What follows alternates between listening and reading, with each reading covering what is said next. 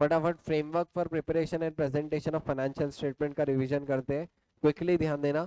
सबसे पहले financial statement के यूजर कौन कौन रहेंगे, फटाफट याद दिलाओ। सबसे पहले एक तो इन्वेस्टर और दूसरा गवर्नमेंट, क्योंकि गवर्नमेंट को टैक्स चाहिए, इन्वेस्टर को इन्वेस्ट करना है।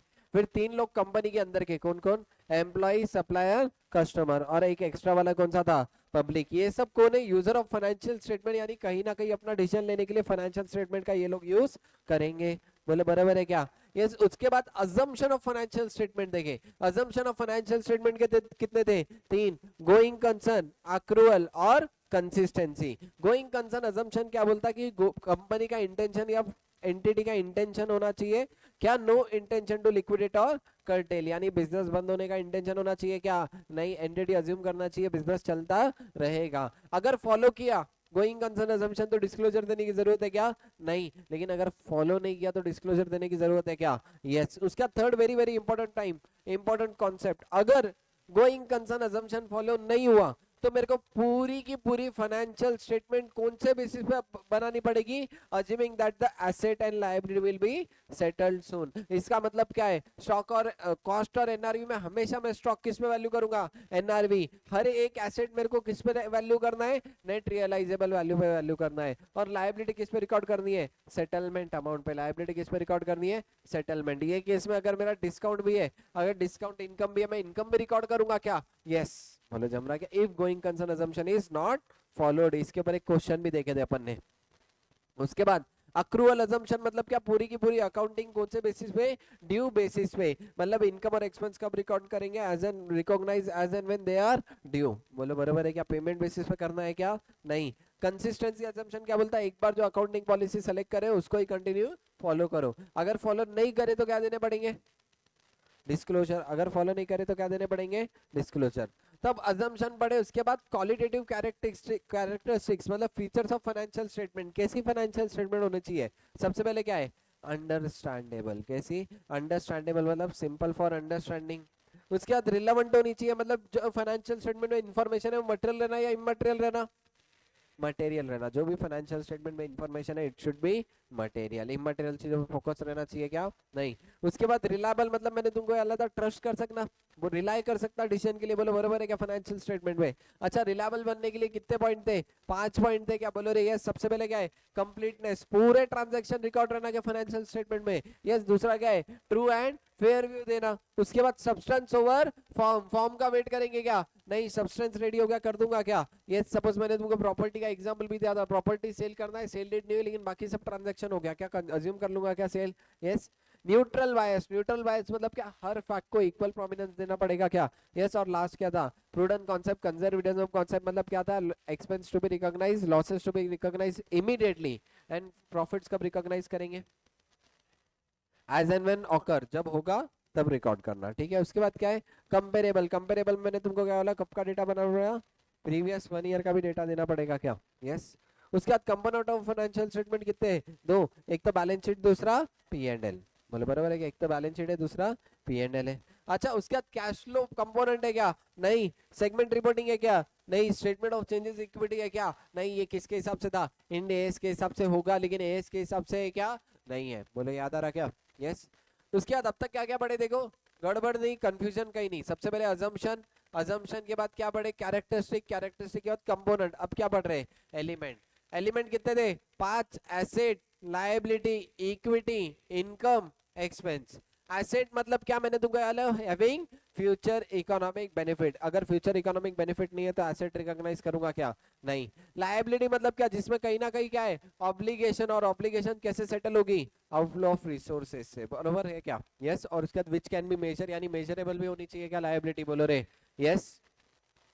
इक्विटी मतलब क्या, एसेट माइनस लायबिलिटी, मतलब रेसिडुअल इंटरेस्ट, इनडायरेक्टली बोलो तो शेयर होल्डर का फंड। इसमें पी एंड एल भी आएगा क्या, यस। ये इंक्रीज कैसे होंगे और डिक्रीज कैसे होंगे, इश्यू से इंक्रीज होंगे, बायबैक से डिक्रीज होंगे, बोलो याद आ रहा क्या, यस, ठीक है। उसके बाद इनकम मतलब क्या, इनकम और एक्सपेंस के लिए दो line very very important line याद रखना। इनकम मतलब क्या, increase in resources without increase in liability.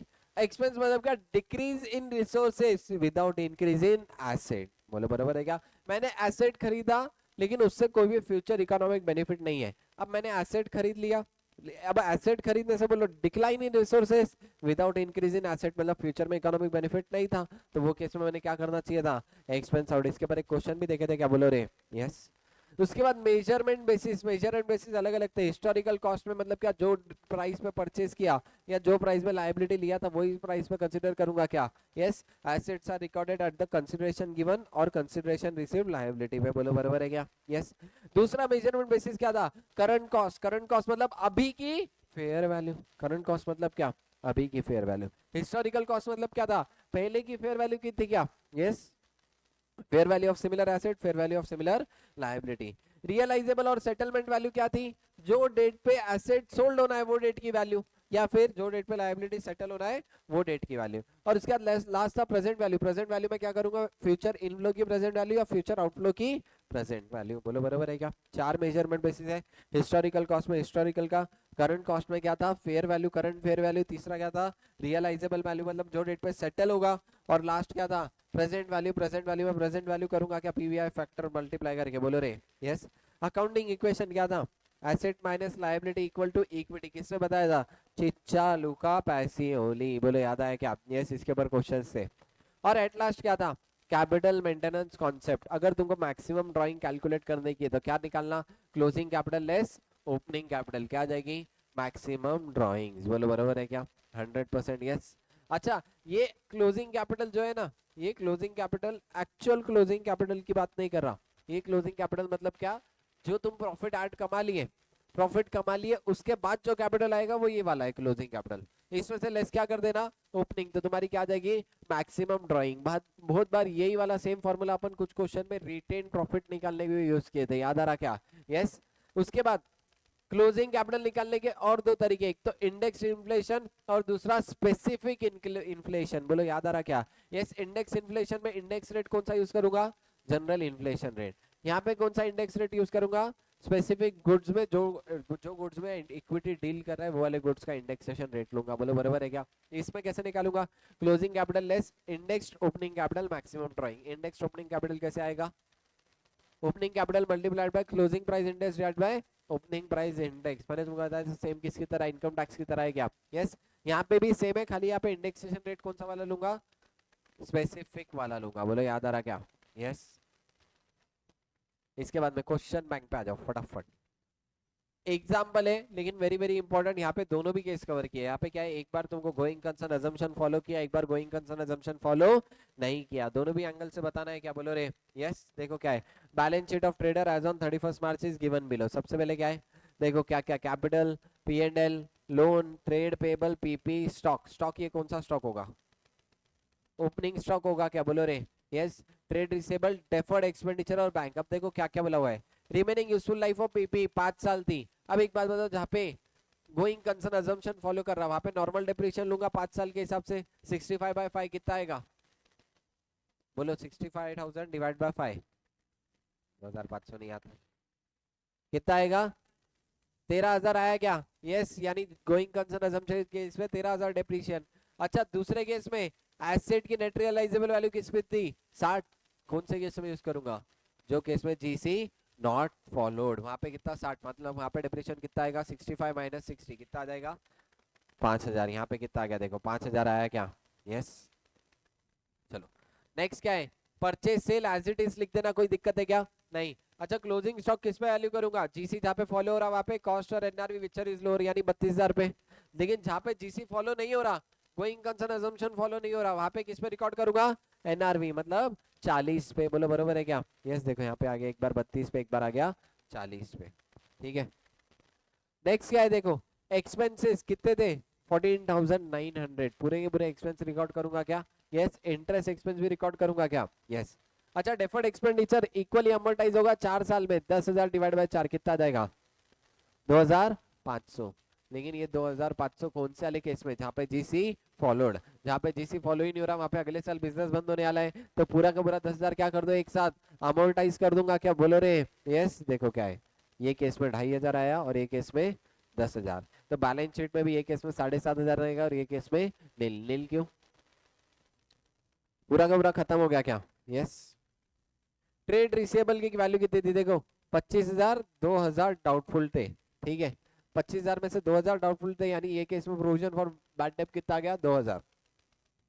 Collection of another 4,000 depends on successful री इंस्टॉलेशन, मतलब क्या 4,000 के कलेक्शन और किस पे डिपेंड करेंगे, अगर मैं सक्सेसफुल री इंस्टॉल कर दूंगा आगे के साल में, लेकिन आगे के साल में बिजनेस कंटिन्यू करने वाला हूँ क्या, नहीं, तो री इंस्टॉल कर पाऊंगा क्या, नहीं, यानी ये 4,000 के भी प्रोविजन फॉर बैड डेब्ट होने चाहिए क्या, यस, यानी ये केस में जहाँ पे जीसी फॉलो नहीं है वहां पे 4 और 2 6, जहाँ पे जीसी फॉलो किया वहां पे कितने हो गए, सिर्फ 2। बोलो बरोबर आ गया क्या, यस। नेक्स्ट क्या है, क्लोजिंग ट्रेड पेबल 12,000, 5% इसमें डिस्काउंट होगा, 12,000 का 5% करो 600, बरोबर है क्या, यस। अब एक बात बताओ, ये 600 का डिस्काउंट ऑन ट्रेड रिसीवेबल कौन से केस में रिकॉर्ड करूंगा, जीसी फॉलो हुआ तो रिकॉर्ड करूंगा क्या, नहीं, क्योंकि प्रूडेंट कॉन्सेप्ट लगेगा, प्रूडेंट कॉन्सेप्ट क्या बोलता है, फ्यूचर प्रॉफिट फ्यूचर में रिकॉर्ड करो, यानी 600 का प्रॉफिट है तो बाद में करना, लेकिन जहाँ पे जीसी फॉलो नहीं हुआ वहां पे तो सेटलमेंट अमाउंट में यानी डिस्काउंट इमीडिएटली रिकॉर्ड करूंगा क्या, यस। देखो जहाँ पे जीसी फॉलो नहीं हुआ केस 2 में मैंने 600 का डिस्काउंट रिकॉर्ड किया, दूसरे केस में 600 का डिस्काउंट रिकॉर्ड किया क्या, नहीं। बोलो जम रहा क्या पक्का, यस। कैश बैलेंस दिया हुआ है, अर्ली रीपेमेंट ऑफ लोन करा मैंने तो 2,500 की पेनल्टी लगेगी, अब बताओ कौन से केस में अर्ली रीपेमेंट करूंगा, केस 1 या केस 2, जहाँ पे जीसी फॉलो हुआ वहां पे अर्ली रीपेमेंट की जरूरत है क्या, नहीं, कहाँ पे अर्ली रीपेमेंट करूंगा, जहाँ पे जीसी फॉलो नहीं हुआ, जीसी फॉलो नहीं है मतलब केस 2, तो 2,500 की पेनल्टी रिकॉर्ड कर लो, बरोबर है क्या, ये 2,500 की पेनल्टी किसमें जाके ऐड हो जाएगी, लोन में, 35,000 का लोन था, 2,500 की पेनल्टी ऐड। बोले जम रहा क्या पक्का, यस, 100%, ठीक है। समझा, पूरे क्वेश्चन के पूरे एडजस्टमेंट एक एक एक्सप्लेन कर दिए, डिटेल में तुम लोग देख लेना, ठीक है। नेक्स्ट देखो क्या था, trader purchase article A for period 1 50,000 और 2,000 कैश परचेज थी, 50,000 credit purchase, 60,000 cash cell, 2,500 credit sale. अब इसमें दो बेसिस पे बनाना है, अगर कैश बेसिस पे करूँ तो पीरियड 1 में कितना रिकॉर्ड करूंगा, परचेज 2,000 की कैश वाली और सेल 60,000 की कैश वाली, तो सेल आ गया 60 और परचेस आ गया 2, नेट प्रॉफिट कितना आया 58। लेकिन जो केस में एक्रूअल बेसिस पे करूंगा वहां पे तो पूरा रिकॉर्ड करूंगा क्या, यस, वहां पे कितने रिकॉर्ड करूंगा 52 की परचेस और 62,500 की सेल, बोलो बरोबर है क्या, यस। अच्छा उसके बाद सेल, अब बताओ कि पीरियड 2 में कितनी आ जाएगी, ये वाले केस में पीरियड 2 में कितनी आ जाएगी 2,500, और ये केस में कितनी परचेस आ जाएगी 50,000, बोलो बरोबर है क्या। अब बताओ कौन सा वाला बरोबर है, कैश बेसिस या अक्रूवल, कौन सा बरोबर है, अक्रूवल बरोबर है क्या, बोलो रे, यस, ठीक है। चलो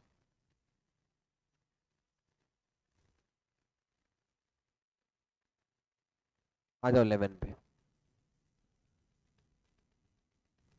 फटाफट ध्यान देना कौन सा कैपिटल मेंटेनेंस वाला कॉन्सेप्ट है, capital maintenance, historical cost, current purchasing power और फिजिकल कैपिटल मेंटेनेंस, तीनों के हिसाब से निकालना है क्या, बोलो रे, यस।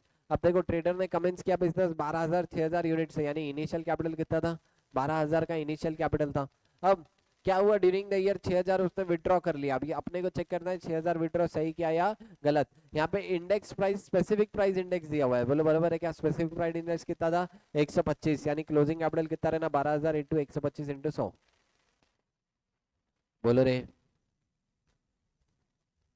बोलो 15,000 रहना क्या, यस। तो ये केस में 12 माइनस 15 कितना रहेगा 3,000। अच्छा ये वाले केस में ओपनिंग क्लोजिंग 12 12 सेम रहेगा, यानी ये केस में कितना रहना चाहिए नील, बोलो बरोबर है क्या, यस।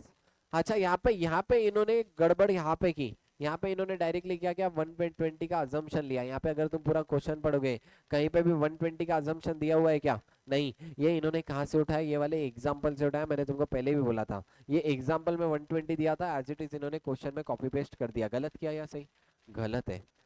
एक्चुअल में क्वेश्चन में देना चाहिए था 120 जनरल प्राइस इंडेक्स है, क्वेश्चन में 120 का जनरल प्राइस इंडेक्स दिया हुआ नहीं है, बोले जमरा क्या पक्का, लेकिन इन्होंने क्या लिया हुआ है 120। एग्जाम में भी अगर आया तो सेम चीज याद रखना, अगर प्रिंट नहीं हुआ तो भी जनरल प्राइस इंडेक्स कितना ले लेना 120 लेके अजम्पशन लेके करते आना, बोलो बराबर है क्या। यहाँ पे देखो इन्होंने 12,000 इंटू 120 डिवाइड बाय 100 के हिसाब से 14,400 किया, बोले जमरा क्या पक्का, यस। अब देखो हर एक केस में अलग अलग अमाउंट उसने 6,000 विड्रॉ किया, यानी कुछ केस में गलत हुआ होगा, कुछ केस में सही हुआ, बोले जमरा क्या, खाली अपने कैपिटल मेंटेनेंस कॉन्सेप्ट का फॉर्मूला लगा के दिखाना था।